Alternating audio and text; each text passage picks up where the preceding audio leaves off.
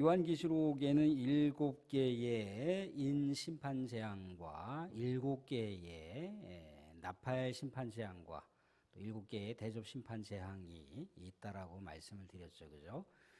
그런데 지난주를 우리가 떠올려 보게 되면 이렇게 하나님의 구원과 심판의 계획서를 하나하나 펼쳐갈 때마다 하나님의 이 징계의 심판이 내려지게 되는데, 6번째 하나님의 인재앙 심판이 이루어지고 나서 곧바로 7번째 인재앙 심판이 연속적으로 진행되는 것이 아니라 상당한 시간 동안 뭔가 멈춰 있다가 심판이 보류되어 있다가 오늘 우리가 읽었던 8장 1절에 가서야 7번째 재앙의 장면이 나온다는 거예요. 그래서 왜 이렇게 심판이 진행되다가 갑자기 멈췄을까를 우리가 지난주에 함께 나눴잖아요. 그죠? 왜 심판이 멈췄다고 그랬습니까? 그 심판은 믿는 사람이나 믿지 않는 사람에게 모두 다 공통적으로 작용되는 심판이라는 거예요. 그렇기 때문에 믿음의 백성들도 그 가공할 만한 심판 때문에 잘못했다가는 믿음을 잃어버릴 수가 있다는 겁니다. 믿음을 상실할 수가 있다는 거예요. 그래서 뭔가 믿음의 사람들에게 확신을 심어줘야 되겠죠. 그죠? 정말 하나님의 종말의 심판이 가까우면 가까울수록 믿음을 회방하고 믿음을 파괴하는 여러 가지 강력한 도전들이 계속해서 등장을 합니다. 우리 지난번에 바이러스가 정말 온 우주 지구촌을 곳곳을 다 강타했을 때 우리 예배를 드리는 자세가 어땠습니까? 흔들렸잖아요. 그죠? 흔들렸습니다. 잘못될까 봐. 옆에 있는 사람 누군가 혹여라도 내가 피해 줄까 봐. 그런 어떻게 보면 우리가 일상생활하는 데서 굉장한 타격을 입었어요. 그죠? 그런데 그게 뭐하고 연결되냐면 믿음하고 연결되더라는 거예요. 믿음하고. 그래서 뭐 온라인이라고 하는 걸 궁여지책으로 이렇게 뭐 하고 그러지만 온라인으로 요즘에 예배가 정상적으로 진행이 됩니까? 그렇지 않잖아요. 어쩔 수 없는 상황에서 온라인으로 사용할 수 있을지 몰라도 온라인 예배를 주구장창 예배 드릴 수 있는 건 아니잖아요. 왜냐하면 공동체라고 하는 건 모여서 예배를 드려야 되거든요. 아무튼 그러한 여러 가지 자연재해, 또 바이러스 그 전염병이 우리를 강타하더라도 믿음이 흔들흔들거린다는 거예요. 믿음이 송두리째 흔들릴 수가 있다는 겁니다. 근데 이제 이런 것들이 점점점 강력해지면 강력해질수록 우리의 믿음을 담보해내기가 굉장히 어렵다는 거예요. 그랬을 때 믿음의 사람들도 하나둘씩 이탈해 나갈 수가 있다는 거죠. 그래서 하나님께서 긴급조처를 주신 거예요. 그렇다면 믿음의 백성들이 그런 상황 속에서도 불구하고 믿음을 지켜야 할 이유를 하나님께서 명확하게 사도 요한에게 시청각 자료를 통해서 확신 있게 확증적으로 보여주면, 아 그래, 어려움 속에서도 믿음을 지켜야 될 이유가 있는 거구나, 어려움 속에서도 예배를 드려야 되는 이유가 있는 것이구나라고 하는 것을 깨닫게 되는 거잖아요. 그렇게 이렇게 사도 요한이 이 주님으로부터 이런 강력한 시청각적인 어떤 차원의 내용들을 이제 기록을 하고 있는 동안 이미 박해와 고난과 신앙의 이탈 상황이 생기는 거예요. 그런데 이 메시지가 이제 신앙이 흔들리고 있는 그 당시에 또 신앙이 여러 가지 위협을 당하고 있는 믿음의 성도들에게 요한이 기록했던 이 계시록의 말씀이 전해지게 됐을 때 그래도 뭔가 신앙의 지조를 지키려고 하는 마음이 더 견고해질 거 아니에요. 그죠? 신앙의 막 탈선을 향해서 나아가려고 하다가도 이러면 안 되지라고 하는 우리 스스로가 신앙을 추스릴 수 있는 계기가 될 수가 있다는 겁니다. 그래서 믿음의 백성들은 우리 하나님께서 보호하신다라고 하는 강력한 메시지를 남겨놓으신 거예요. 그러고 난 다음에 7번째 이제 재앙의 장면을 우리가 이제 보고 있는 거죠. 그런데 자 보세요.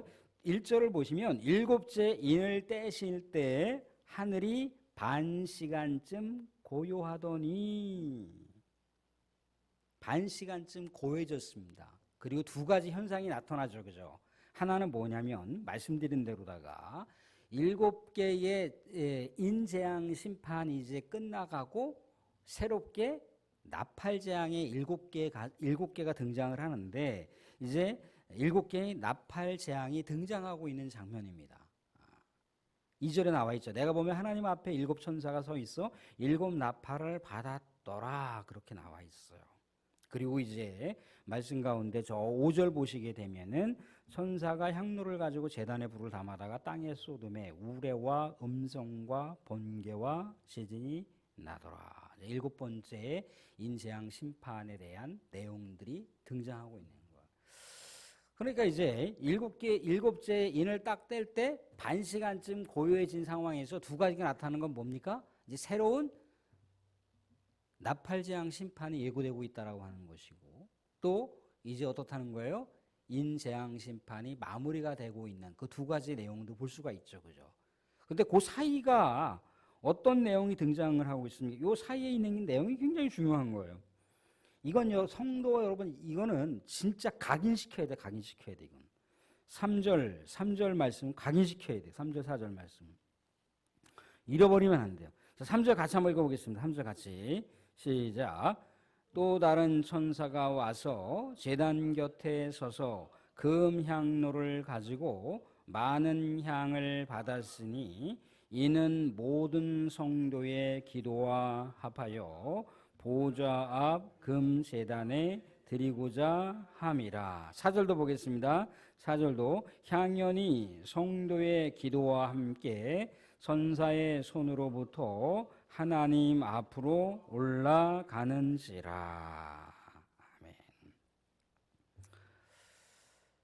아멘. 나팔이라고 하는 것은 구약성경에서 뭘 얘기합니까? 전쟁의 신호를 얘기합니다. 또 이동의 신호를 얘기하는 것. 어떤 절기의 신호를 얘기합니다.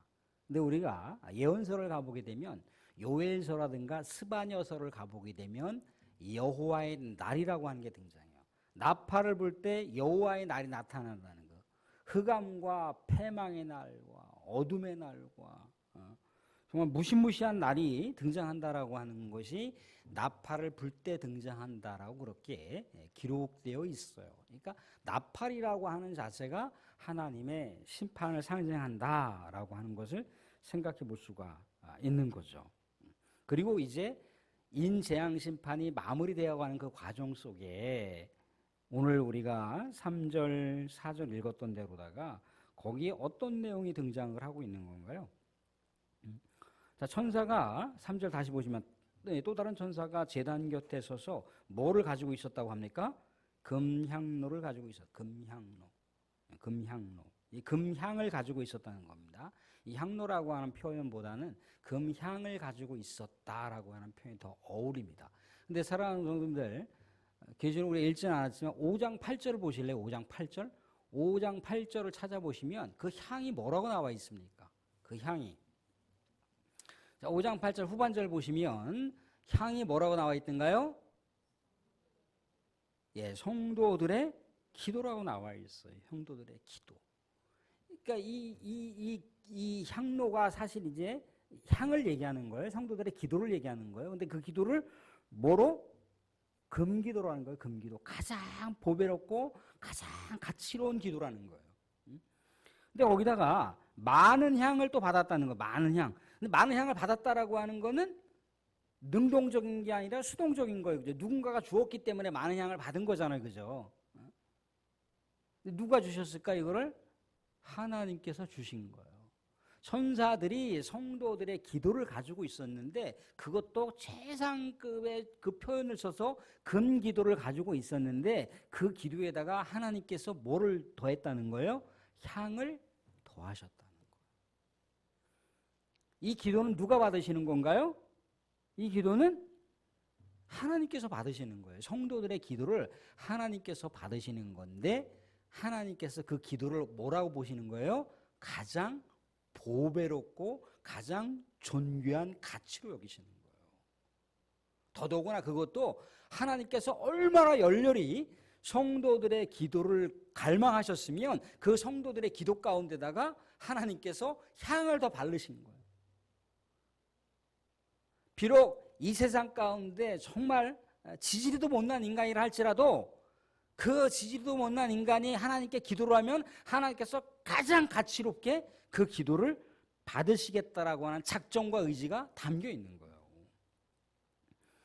금향로를 가지고 많은 향을 받았으니 여기도 나와 있어요. 3절 하반절 보시면 친절하게 얘기하고 있죠. 그죠? 이는 모든 성도의 기도와 합하여 보좌 앞 금제단에 드리고자 함이라. 그래서 4절 보시면 향연이 기도의 그 연기가 성도의 기도와 함께 천사의 손으로부터 하나님 앞으로 올라가는지라. 올라가고 나서 반응이 나타났다는 얘기예요. 올라가고 나서 하나님의 역사가 이루어졌다는 거예요. 올라가고 나서 하나님의 징계의 심판이 이루어졌다라고 하는 것을 얘기해 주고 있어요. 성도들의 기도가 얼마나 우리 하나님께서 귀하게 여기시고 보배롭게 여기시는 건지. 근데 우리 사랑하는 성도들 기도하십니까? 기도하시나요? 하루에 10분 이상 기도하시나요? 기도가 굉장히 중요한 거예요. 기도가. 하나님께서 가장 귀하게 받으시잖아요. 사탄의 역사가 벌벌벌 떠는 게 뭐예요? 기도예요, 기도. 사탄의 역사를 마비시킬 수 있는 게 기도라고요. 근데 우리는 너무나 기도에 대해서 그냥 의식이 없어요. 별로 이렇게 피부적으로 와닿지 않는 것 같아. 하나님께서 가장 귀하게 여기시는 게 기도라니까요. 기도를 하지 않고 말씀을 보지 않으면 어떻게 되나요? 지난번에 말씀드렸죠. 자기 생각이 하나님 뜻이라고 착각을 하는 거예요. 이 세상 가운데 어떤 가치를 획득하는 것이 하나님의 은혜라고 착각을 한다니까요. 하나님의 말씀은 그렇지 않거든요. 하나님의 기도는 그렇지 않거든요. 기도가 우리 뜻을 이 땅 가운데 이루어가는 겁니까? 하나님의 뜻을 이루어가는 거잖아요. 그죠? 하나님의 역사를 심어가는 게 기도예요. 하나님의 은혜가 뭡니까? 하늘에 있는 세계를 이 땅 가운데 집행시켜 나가는 거예요. 그죠? 그런데 이 세상에 있는 것으로 하나님의 은혜를 만들어 간다고요? 누가요? 그건 내 생각이잖아요. 내가 그리는 상상의 세계잖아요. 그거는. 하나님의 뜻과 하나님 말씀과 하나님 기도는 그게 아닌데요? 그럼 하나님 뜻과 하나님 말씀과 하나님 은혜가 그게 아니면 내가 생각하고 있는 은혜라고 하는 것, 내가 생각하고 있는 이 세상의 비전이라고 하는 건 누구 건가요? 그럼 그게? 그게 사탄께 될 수가 있는 거예요. 사탄의 유혹과 사탄의 덫을 쳐놨는데 그게 하나님 것으로 생각한다니까요. 사탄의 덫에 우리가 빠져들어가 살고 있는데 우리가 그만큼 착각하며 살아가고 있는 거예요. 이게 기도를 하지 않거나 말씀을 보지 않으면 분별력이 없는 거예요. 잘못하면 간증도 엉뚱한 간증이 되는 거예요.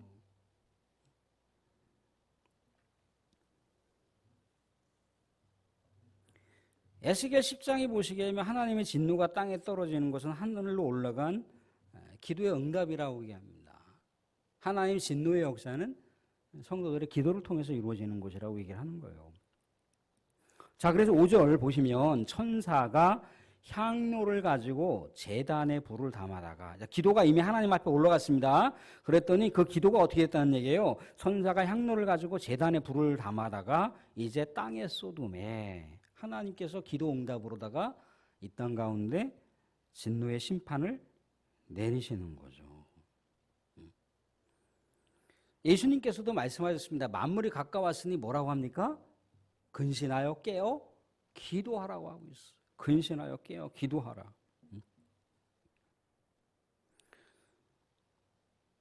그러니까 결국 뭡니까? 하나님의 그 거대한 구원과 심판의 계획은 성도들의 기도가 역할이 된다는 거죠. 하나님께서 그것을 귀하게 자원으로 사용하신다는 거예요. 성도의 기도가 하나님의 구원과 계획을 좌지우지하는 게 아니라 하나님께서 성도들의 기도를 하나님의 구원과 하나님의 심판의 그 거시적인 계획 가운데 자양분으로 사용을 하시겠다는 거예요.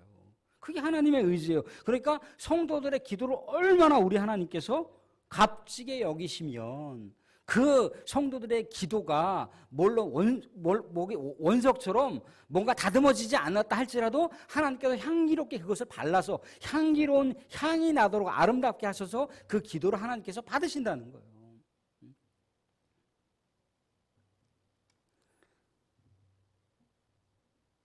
사랑하는 자녀가 뭔가 이렇게 부모님한테 선물을 하려고 갖고 왔는데 뭐 포장지도 없고 아무것도 없고 그냥 널레 그냥 뭐 갖고 왔어요. 그죠?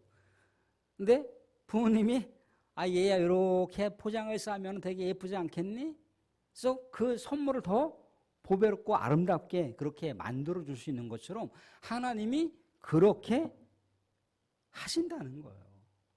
성도들이 투박하게 기도를 하든 몇 마디 기도를 하든 어쨌든 간에 그 기도를 하나님께서 그렇게 아름답게 향기롭게 받으시는 장면을 말씀 가운데 보고 있어요. 그래서 그 다음에 이제 재앙심판이 이루어지는 거예요. 살아가면서 이 땅 가운데 무엇을 놓고 하나님께 기도하십니까? 하나님의 정의를 놓고 기도하시나요?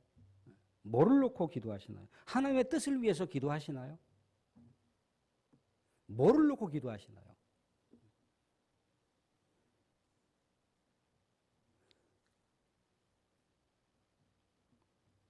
우리는 하나님께서 사용하시는 기도, 또 하나님께서 정말 우리의 기도 하나하나를 하나님의 역사 진행 과정에서 귀한 재원으로 사용하신다라고 하는 것을 알게 되면 우리의 기도가 그렇게 의미 없는 기도로 생각하거나 기도에 대해서 아예 생각하지 않는 그런 차원으로 우리가 살아가지는 않겠죠. 그죠?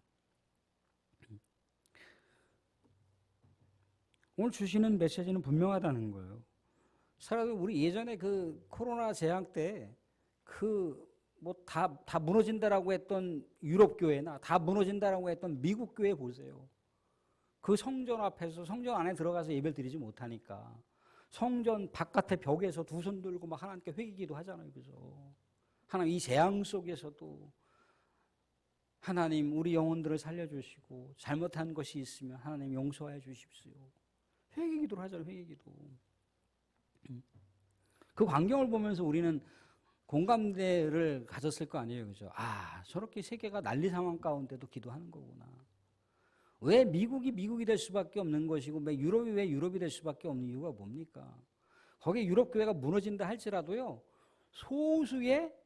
소수의 우리 하나님의 거룩한 성도들이 기도를 놓치고 있지 않다는 거예요. 기도하고 있다는 거예요. 기도하고 있다. 유럽 교회가 몇백 년 그 역사에 장구한 역사가 있는데 우리가 생각하는 만큼 그렇게 쉽게 무너질 것 같습니까? 그렇지 않습니다. 신실한 남은 자들이 있음으로 인해서 유럽 교회는 그렇게 무너지지 않습니다. 미국 교회도 마찬가지. 신실한 사람들이 남아 있는데 가짜 교인들이 난무하는 상황 속에서도 가짜 교인들이 정말 하나둘씩 교회를 떠난다 할지라도 신실한 사람들이 남아 있는데 하나님은 그 사람들을 통해 사용하신다니까요. 뭔가 양쪽으로 부응하지 않는다 할지라도 그 소수의 사람을 통해서 혹여라도 그 소수의 사람들이 점점 사라지고 정말 교회가 뭐 이제 너무나 덩그러니 텅텅 비어서 소수의 사람들이 서로 이제 연합해서 기도드리고 같이 예배드리고 그런 상황이 온다 할지라도 결국 하나님의 역사는 그렇게 소수의 사람들이 하나님을 앙망하는 그 사람들을 통해서 하나님은 하나님의 역사를 진행하신다는 거예요. 우리 이에 앞서 정말 거룩한 순교자들이 우리 하나님 앞에 탄원하는 장면을 볼 수가 있어요. 그죠? 하나님 어찌하여 우리들의 이 신원을 풀어주시지 않습니까? 우리들의 이 응어리진 이 한맺힌 상황을 왜 풀어주지 않습니까? 결국 기도가 하나님의 징계의 심판이 떨어지는 거예요. 이 징계의 심판이 누구를 향해서 방향이 누구를 향해서 가겠습니까? 이 땅 가운데 믿음의 백성들의 믿음을 파괴하고 하나님의 정의를 회방한 그 사람들을 향해서 가는 거예요. 이전에 이미 하나님의 백성들을 하나님께서 보호하신다고 약속했잖아요. 그죠? 그러면 하나님께서 하나님의 백성들을 보호하신다고 약속을 했으면 그 징계는 누구를 향해서 가는 겁니까? 사탄의 역사를 향해서 가는 것이고 사탄의 하수인 역할을 했던 대상을 향해서 가는 거겠죠. 출애굽기를 생각해 보세요. 하나님께서 보호하신다라고 약속의 말씀을 주셨던 백성들은 어땠습니까?